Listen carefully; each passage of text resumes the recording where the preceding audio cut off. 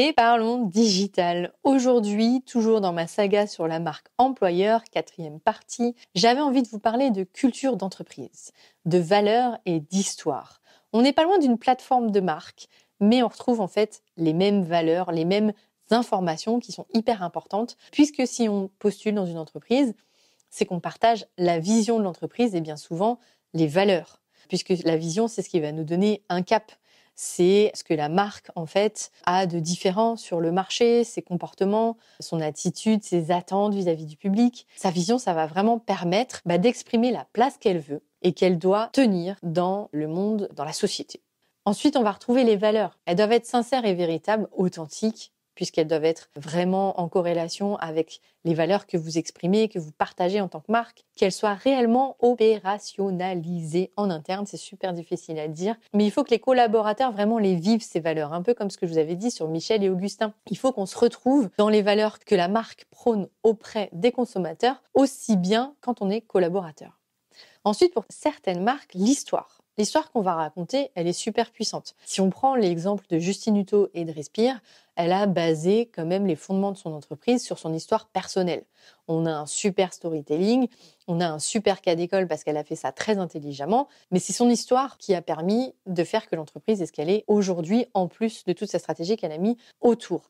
Pas besoin d'avoir une histoire de 130 ans, de 200 ans, de peu importe. Ce qui compte, c'est comment vous allez raconter cette histoire, quel discours vous allez tenir, quel dialogue aussi vous allez instaurer pour embarquer le public et créer et animer autour d'elle une communauté engagée. Ensuite, on va retrouver la promesse. Ça, c'est la promesse que fait la marque auprès de ses consommateurs, mais aussi auprès de ses collaborateurs. Notamment, la marque va s'engager à tenir une promesse en termes de valeur ajoutée, de bénéfices. Que va retirer chaque personne en tant que collaborateur, en tant que client, en tant que partenaire de la promesse que nous fait l'entreprise. Et enfin, on va retrouver l'ambition. L'ambition, elle est légitime, elle exprime le rôle que veut jouer la marque au sein de son écosystème. Est-ce qu'elle veut être le leader, le challenger, innovante, disruptive, référente, peu importe ce qu'elle veut devenir en tant que marque employeur exemplaire, par exemple dans l'accomplissement de ses collaborateurs, elle doit communiquer autour de ça et ses ambitions doivent se retrouver bien évidemment en corrélation avec la vision, la promesse, les valeurs et l'histoire de l'entreprise.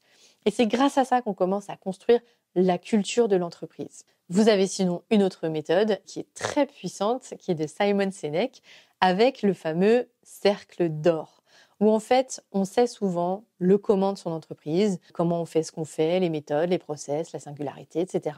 On sait le quoi, à travers quel produit ou service s'exprime l'entreprise. Tout ça, généralement, c'est assez connu de beaucoup de salariés. En revanche, le pourquoi l'entreprise fait ce qu'elle fait, eh bien, il est assez méconnu. Et c'est ça qu'il faut travailler, c'est cet élément qu'il faut travailler, puisque ça va permettre d'avoir un but, une cause, une croyance, une vision sur laquelle on va fédérer toutes les personnes qui travaillent avec vous. Souvent, on dit on n'achète pas le quoi, mais on achète le pourquoi.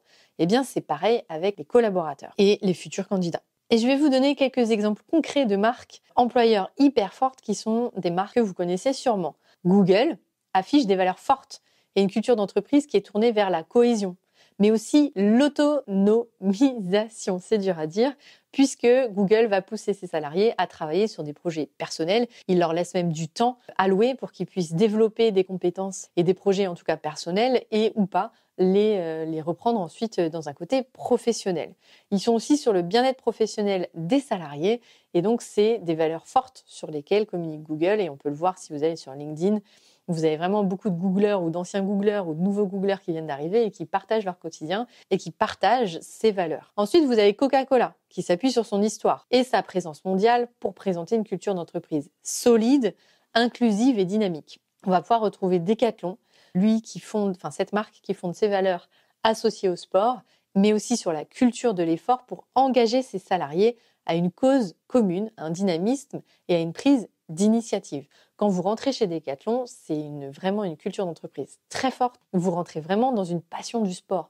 Vous n'êtes pas chez un magasinier qui vous vend des articles. Vous avez des gens qui sont passionnés, qui développent des produits en co-construction avec les consommateurs. Vous avez des plateformes sur lesquelles les consommateurs peuvent donner leur avis, etc.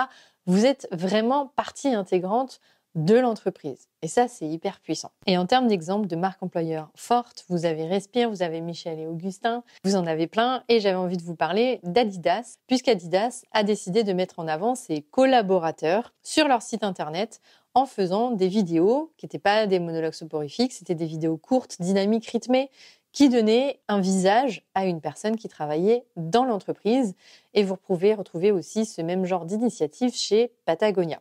Vous avez donc plein d'initiatives qui vous permettent de dynamiser votre marque, de la rendre plus humaine, d'expliquer vos valeurs à travers aussi vos employés. Voilà, vous avez de la matière maintenant pour développer une marque employeur super solide. Merci d'avoir écouté ce 5e épisode et je vous retrouve bientôt.